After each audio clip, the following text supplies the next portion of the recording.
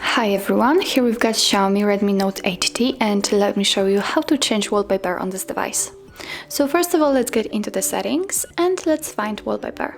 Let's tap on it, and as you can see here, we can choose wallpapers from a lot of albums. You can set it from local photos, recently used, pre-installed wallpapers, which are some kind of live wallpapers, and a lot of albums like animals, creative plant. If you want to use something from these albums, simply remember to connect with a Wi-Fi because it requires it.